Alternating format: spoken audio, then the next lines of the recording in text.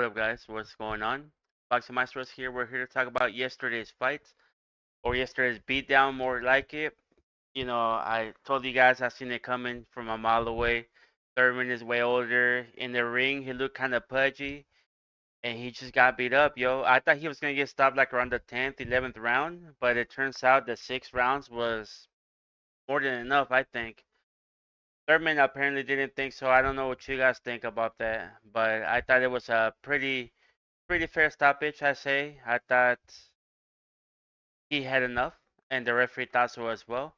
You can see right here by the picture, Thurman was looking a little worse for wear, and he complained about it. He was in the press conference saying that he shouldn't have got stopped. He said he's tougher than that, and he said that the referee should never be hired again for any big events. Well, comment down below because I think that was a pretty good stoppage. I mean, could he have gotten out of his shield? Probably. I mean, we could have seen him stretched out, on the ground flat if that's what he wanted. But I think we all think that that's what was coming. That's what we he had coming for him if he stayed like a little bit longer. Maybe I don't remember what time in the 6th round he got stopped in. But I think if he would have been like another minute or two, I think he would have at least gone down once. If it went on for like 2 or 3 more rounds, I think he would have got stretched. I think he would have got stretched big time. I think Fundora was hitting him pretty hard. I think he was hitting him from different angles. I don't know if you guys ever fought a southpaw before, but with the difference in the stance, the punches come from different angles, and especially if you're like getting beat up, like it's different. Like if a right-hander is beating you up, you know where he's gonna throw the hook from. You know where the right hand's gonna come from. And if it's a southpaw, it's different because the punches are coming from different angles. And that plus the moment of getting beat up, plus Thurman's eye being all swollen and cuts and blood everywhere. There was no defending that. There was no defending that. And I told you it was gonna happen, yo. I told you. I actually thought Fundora was going to start a little bit later. He was gonna let Thurman get a little more tired, but when he lit him up in the 5th round, yo, he lit him up. He hit him with everything but the kitchen sink, yo. He he hit him like he stole something from his mama, yo. Like he beat him up. Thurman didn't know what to do. He didn't know what to do in there. He was. I think he kind of wanted out, like after the 5th round when it ended, he walked to his corner like fuck, like that was rough. And the next round in the 6th round was when it all got stopped. I think it was I think it was fine, yo. I think I heard somebody. I haven't checked. I haven't been on any socials today, but from what I hear, Thurman announced his retirement. If he did, then very well. It's. I think he should have did it a few years ago. I don't think this fight should have happened, honestly, but that's what happens, and that's the results. But I think it was cool. It was cool. I mean, he wanted to get that off his mind. He wanted to make sure that he left, with like no doubts in his mind that he was done. Maybe he just wanted to try it one more time. I'm not sure, but Fundora was the wrong guy, yo. He should have maybe tried it with somebody else, somebody like a B class. Maybe he should have fought Brian Mendoza. He just fought somebody else, not Fundora. 6'5.5", 80-inch reach. Fundora on the top of his game right now, on prime. You know, the venues. I just feel like, I mean, look at him here. Look at him here. He's trying to throw a hook. I think he's moving to the side, but look where Sebastian's left hand is, yo. If he throws that hook right there, Thurman's not gonna see it coming. He's not gonna see it coming at all. So it's it's just a tough matchup, and I think it's a tough matchup for anybody. I think it's tough for anybody, yo. I have my doubts. we even see Spence in there. Like I don't think he can handle him the way I saw him against Crawford. I don't think so. Check him out here. Look how far Fundora is, yo. His glove is barely touching Thurman's chin right there. You just look how far he is, yo. Like if he's touching you, you're not touching him. Like at any point. You, that's so much reach. That's hella reach, yo. So I think Spence will have a really tough time with him as well. I mean, Spence is a southpaw, he can maybe beat down the body, which I think would be a good strategy against Fundora at this point. I mean, if you can't hit him anywhere, might as well just go for the body. Maybe you hurt him to the body. I don't know, something like that. Wear down his gas tank till the end of the fight. Like whenever Brian Mendoza knocked him out, I think it was like later in the fight. Fundora was a little bit more tired. He wasn't paying attention as much. Had him off guard. And I think that's kind of what Thurman wanted to do. Thurman wanted to catch him off guard at some point, but he barely even made it to halfway in the fight. So there was no going deep, and the deeper it got, it was just gonna be worse for Thurman, honestly. Now maybe a fight against Charlo, would be good. Charlo has a lot of punch. Maybe he can drop Fundora or something, but at the same time, might just give it up. Might just give it up. Both Charlos are really inactive anyway. I saw Jermel Charlo in the interview saying that he would take off Fundora or Spence or whoever, and he was the king and blah blah blah, whoop de whoop. You know how the Charlos talk, but I don't think it will go that way. I think Fundora's a tough matchup for anybody, especially right now. His confidence is through the roof. He's still polishing up his game. He wasn't using his distance before. Now he's using it really good.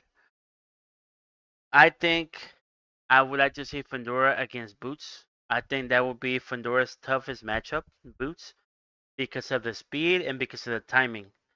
Maybe Boots can find a way to counter him, counter that reach. I don't know, time him coming in, something. I think that would be the best matchup against Fundora. But if Boots can't get through him, yo, I think Fundora's gonna go undisputed in this weight class at least. I think can he move up? Yes. Fundora can move up several weight classes, I think. But I think the more that he goes up, the more that he's gonna take away his advantage, which is his height and reach. And the further he goes up, the tougher the fights are gonna be for him. And eventually, it's gonna get to a point where everybody is almost his height, and I don't think it's gonna go good for him. It's his is let's say his superpower is his height and reach. That's his thing. He's like fucking Groot. Other than that, I think he's gonna go undisputed in this weight class, yo. It's a tough matchup for anybody. I would also like to point out the co-main events, which I thought was a very good fight, which is these guys right here. It was Brian Mendoza and Yoenis Tellez. I don't know if you guys saw that fight, but it was a big, huge headbutt, yo. I think he broke Yoenis Tellez' nose, and I forgot what round it was. Like in like the fourth, fifth, or something like that. I think it was like the third now. I think it was the third. I don't have video of it, but it was a huge headbutt, yo. Like Tellez came down with like a right hand, came down like this, and Brian Mendoza came up with a hook, and he moved his head in like that, and they just bah, both hit each other. Brian Mendoza hit him 4 fourths right on the nose, yo, and they gave him 5 minutes to recover, which I think was, I think it was fair. At some point, it looked like Tellez wasn't gonna continue, yo. He was leaking big time. He was leaking. They actually showed the mat after he got up, and it was a lot of blood on the ground. And I think that when that round ended, I think he told his corner that he couldn't breathe very well, which broken nose, everything inside is swollen. It's all bad. But he continued on, yo. He continued on. He fought well. I don't know why Brian Mendoza stepped off the gas. I think he should have stepped on it more. I think he felt bad because of the headbutt, and he didn't want that to be like an advantage for him. I don't know, but it ended up costing him the fight. It cost him the fight, yo, and his won. I didn't hear the scorecards, but I'm guessing it was pretty damn close because when the way that I had it, it was pretty damn close. But he pulled it out at the end, yo. He's a tough guy, yo. Tough son of a gun, yo. It was a very good fight. I think Brian Mendoza was fighting well in the beginning. I think he was catching him, but Jonas, little by little, he started just moving and moving, and it seems like Brian Mendoza just started following him around, and Tellez just started landing the rights. He started landing the rights, started jabbing and jabbing. He controlled the whole rest of the fight basically. Um, it was pretty close, but Tellez got it out, yo. But yeah, man, comment down below. Tell me who you guys would like to see Fundora up against. Let me check it out, yo. Let me check out what other champions are on Fundora's weight class. We have here, who is it? Sanders Ayas and Josh Kelly. Ennis is the WBA interim champion, and Virgil Ortiz is the WBC interim champion. That's another guy that I would like to see in there, yo. But from what I hear, from what I saw, Diaz was signing some type of contract, and it seems like the fight might be done, yo. Seems like the fight between him and Boots might be done. Check it out right here. Yeah, here it is. That's Sanders Sayas right there. He's signing a contract. It said the fight was made, but he didn't say who. He just said that he signed a contract and that it's on. And the rumors were that him and Ennis were getting into talks about getting into a fight, possibly. Because everything with Virgil Ortiz fell apart. Virgil Ortiz and De La Hoya had like a lawsuit going on. And unfortunately, the boxer lost and the promotion won De La Hoya. And now De La Hoya basically has got Ennis by the balls and he can't do anything. I hope he doesn't try to like starve him out and doesn't give him any fights and things like that. Hopefully he gives him a second chance. Hopefully they work it out and he gives Ortiz some fights and they're both happy. But yeah, the Ortiz and Boots Ennis fight is not happening anymore. It sounds like Sayas just signed with Ennis, and then from there we'll see who the winner is. I would like to see the winner of that going against Fundora. But specifically, I would like to see Ennis going in with Fundora. I feel like he's more experienced than Sayas is, and I think that's gonna be the best matchup for Fundora. Other than that, if Fundora goes up one weight class, he could fight Lara, he could fight Janivek, and he could fight Adames. Adames just look very good right now. What was it like this weekend? Last weekend? Looked very good. But once again, Fundora, 6'5.5", 80-inch reach. You know, who's gonna be able to catch him? You gotta almost get lucky. You gotta almost get lucky because by the time that you like dodge the jab and you throw the hook out there, all Fundora has to do is like move this much, and he's like 3 feet away. It's just crazy. It's crazy. I think the best chance for somebody to beat Fundora, I think would be go to the body. Somebody mentioned it in the comments in my Facebook page. They said that Fundora maybe starts himself too much to get down the weight. I don't think he does, honestly. But with such a small frame, and let's say he drops maybe 10 pounds, maybe max 15, 20, maybe it does dehydrate him a little. Maybe it does cost him a lot of energy to get to the end of the fight. And if you bank in some body shots, because he is wide open to the body, maybe you can get him tired by the end of the fight, where it just costs him a lot of energy to move that big frame of his. Maybe it slows him down a lot, and maybe it just costs him a lot to move, gets really tired, and starts taking knee, or maybe starts dropping his hands, and then he's open for shots. I don't know, man. I think somebody with cardio would be a good idea against Fundora. I think it would be a good matchup. But who knows? I mean, he looked good. Looked good, man. He looked damn good. But then again, Thurman is 37, you know. But he also looked good against Sue the second fight. Now, in the first fight, it was pretty even. In the beginning, Sue was getting to him, and then he cut him with the elbow, accidental elbow, right? And then after that, Sue seems to have brought down his action, and then Fedora started getting more into it. But back then, Fundora wasn't fighting with distance. He was just, he was like Antonio Margarito, just on the inside. Didn't care he was taller. Didn't care that he had reach. He was just in there.